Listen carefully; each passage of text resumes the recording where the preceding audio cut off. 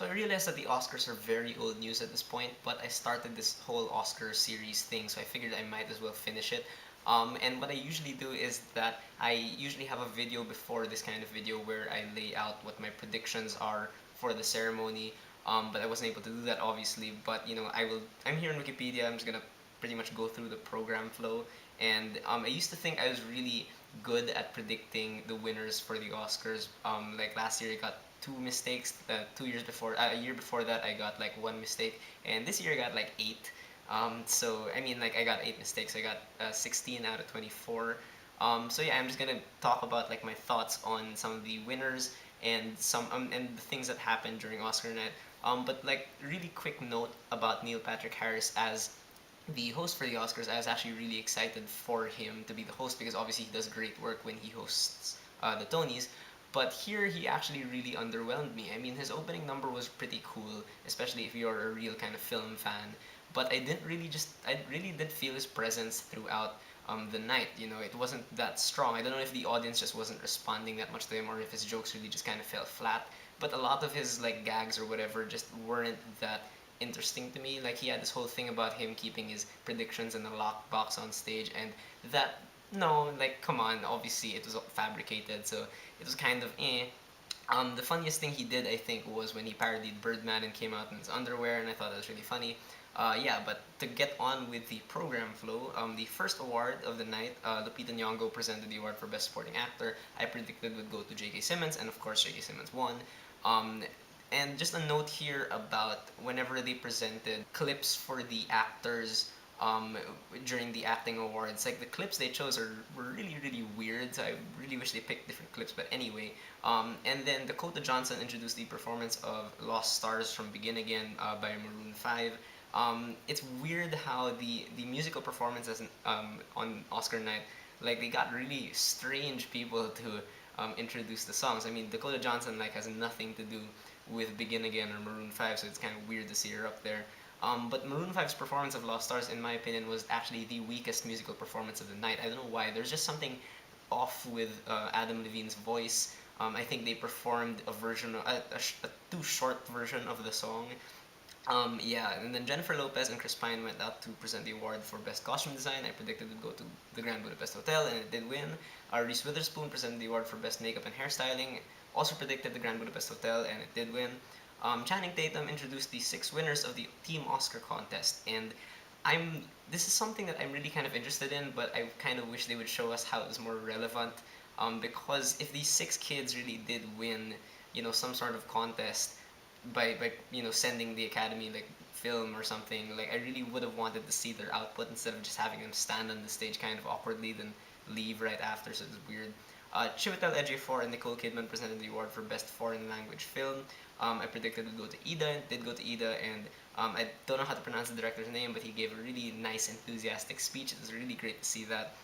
Um, Continuing with the trend of having strange people introduce song performances. Marion Cotillard went out to introduce the performance of Everything is Awesome, which is really strange. But anyway, I was really worried about this performance because I'm a huge Tegan and Sarah fan. I have seen them live, and I will acknowledge that they're not always the best live. And Everything is Awesome kind of made me nervous because it's a very kind of synthesized song, but I think they actually did a really, really good job. They went all out to the production. It was really great seeing The Lonely Island there, seeing Will Arnett play Batman for a while. Mark Mothersbaugh was there, Questlove was there. It was all like a really great performance. It was a great like middle finger to the Academy by giving out like Lego figurine Oscar statues. Yeah, and then Jason Bateman, Kerry Washington presented the awards for Best Live Action Short and Best Documentary Short. I wasn't able to watch any of the short films nominated, but I got both of these right. I guessed The Phone Call, I believe, for Best Live Action Short because it had Sally Hawkins in it. And then Best Documentary Short went to Veterans Press Crisis Hotline 1, or I forgot what the title was, but anyway. Gwyneth Paltrow introduced the performance of I'm Not Gonna Miss You from Glenn Campbell, I'll Be Me, performed by Tim McGraw.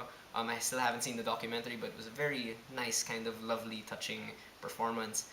Chris Evans and Sienna Miller presented the awards for Best Sound Mixing and Best Sound Editing. Best Sound Mixing I predicted would go to Whiplash, and it did thankfully go to Whiplash.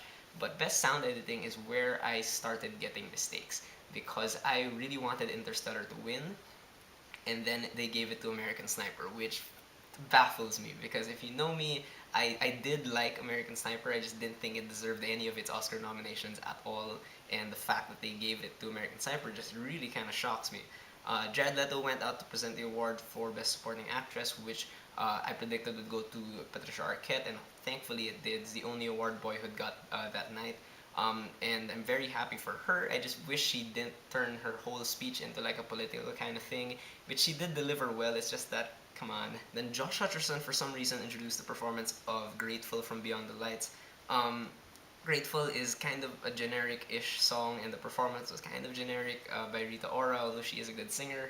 Okay, but here's the award I was most upset by. Ansel Elgort and Chloe Grace Moretz presented the award for Best Visual Effect. And in my mind, I was so certain. I was thinking, there is no way that Dawn of the Planet of the Apes is going to lose this, and they gave it to Interstellar. And if you watch my video for Best Visual Effects, Interstellar was my number two. But for me, Dawn of the Planet of the Apes was just so far ahead of the competition, and I can kind of understand why they gave it to Interstellar because the visual effects in Interstellar were really grounded in real science. It actually enabled scientists to be able to visualize and draw black holes better, and that's great and all. But give that that just means to me, just give Interstellar like a science award. I mean, this is supposed to be a film award. This is supposed to really kind of objectively look at how good visual effects were in terms of movie making. And for me, Dawn of the Planet of the Apes really just kind of pushed the envelope and really revolutionized motion capture technology for forever. So I really think it deserved it. Yeah. Kevin Hart and Anna Kendrick presented the award for Best Animated Short, which I predicted would go to Feast, because obviously it's a Disney thing, so they did give it the Feast. Dwayne Johnson and Zoe Saldana presented the awards for Best Animated Feature, and this one also really surprised me and surprised like a whole lot of other people that I know. Because obviously I wanted the Lego Movie to be nominated, but without the Lego Movie, I was really thinking, okay, it's gonna go to How to Train Your Dragon 2, and then they gave it to Big Hero 6, which is very typical of the Academy to give it to like a Disney thing. And I really like Big Hero 6. It's just that for me, How to Train Your Dragon 2 was just on another level. At the time of my saying this, I have not yet seen Tale of the Princess Kaguya or Song of the Sea or The Box Trolls, so any of those could be better maybe. Chris Pratt and Felicity Jones presented the award for Best Production Design, which obviously went to the Grand Budapest Hotel, which I also got right. Jessica Chastain and Idris Elba presented the awards for Best Cinematography, which of course also I predicted would go to Birdman. It did go to Birdman because again it's typical of the Academy to give it to like the movie with the flashiest cinematography. And then the In Memoriam tribute happened with Jennifer Hudson performing "I Can't Let Go," which the In Memoriam tribute always kind of touches me, especially when I saw Robin Williams up on screen, which was really sad. And then Benedict Cumberbatch and Naomi Watts presented the awards for Best Film Editing, which I was kind of really having a hard time picking like a prediction, but I eventually went with Whiplash, and Whiplash thankfully did win, absolutely deserved it. Then Jennifer Aniston and David Oyelowo presented the award for Best Documentary Feature. I again at the time of my saying this, I have not watched any of the nominees, but I predicted it would go to Citizen 4, which it did. Um, Octavia Spencer introduced the performance of Glory from Selma, which was a fantastic performance, as I thought it would be, with John Legend in common, and they had people march out from backstage. It's a very, very powerful. It's a really powerful song. It was a very powerful statement, and of course, Glory won the award for Best Original Song, which was presented by Idina Menzel and John Travolta, which was really, really funny because they poked fun at John Travolta's mishap last year, at how he mispronounced her name, which was it's really nice for them to do that. Then Scarlett Johansson introduced the Sound of Music 50th Anniversary Tribute with Lady Gaga performing a medley of Sound of Music songs, and of course this was like the performance of the night. She was absolutely fantastic, and I'm not a Lady Gaga fan. I actually don't really like her music, but she can definitely sing. I wish she would do more music like this because she just blew my mind. She was so good, and Julie Andrews congratulated her, and Julie Andrews presented the award for Best Original Score. And this is the only one I got wrong that I'm really happy that I got wrong, because I wanted the Grand Budapest Hotel to win, but I thought the Theory of Everything would win. That was my official prediction, and thankfully they went with the Grand Budapest Hotel. Alexandre Desplat gave a nice speech also, I thought. Yeah. And then Eddie Murphy presented the award for Best Original Screenplay. I predicted it would go to Birdman, and it did go to Birdman.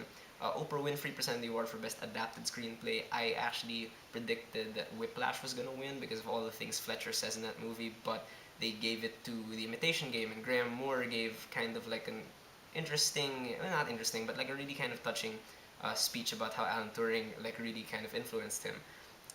Then Ben Affleck presented the award for Best Directing. I was kind of juggling between Linklater and Iñárritu, but I eventually went with Linklater and I was wrong. They gave it to Iñárritu, which is fine. Kate Blanchett presented the award for Best Actor, and this one also I think surprised a whole lot of people because I really, really wanted Michael Keaton to get it because he was spectacular in Birdman. And then they gave it to Eddie Redmayne, which really surprised me. And first I was kind of upset until I saw how happy Eddie Redmayne was. So I was completely fine with it. It's nice to see him, so giddy about an award. And then Matthew McConaughey presented the award for Best Actress, which of course went to Julianne Moore, which I also got right. And then finally, Sean Penn presented the award for Best Picture. And now, with Best Picture, I was really gunning for Boyhood. To me, Boyhood was a step above every other movie nominated this year. And I completely understand if you don't like Boyhood because, again, it's not a movie for everybody. I can understand how you find it to be boring. So, when they announced that Birdman won Best Picture, I actually felt pretty bad about it. I mean, I felt good that Michael Keaton was able to go up on stage anyway, and I love Birdman. Like, I think it's an amazing movie. I just, really kind of wanted Boyhood to win because for me, it would have been it would have been the strangest, like, most non-Oscar stereotype winner for Best Picture in a long time. Because for me, Birdman is even more of a stereotypical Oscar winner because it's about the movie industry and whatnot. And it's very flashy, and Boyhood is like the ultimate like indie movie. But yeah, I'm fine with Boyhood winning pretty much every other Best Picture category out there anyway. So it's all right. But yeah, those were my thoughts, I guess, on the Oscars. Yeah, I'm really kind of hoping that next year they kind of get their act together and make up for all the snubs they had this year. But yeah, whatever you guys thought of the Oscars, whether you agree with me or not, whether you got your predictions right or wrong, please leave me a comment. Let's have a conversation.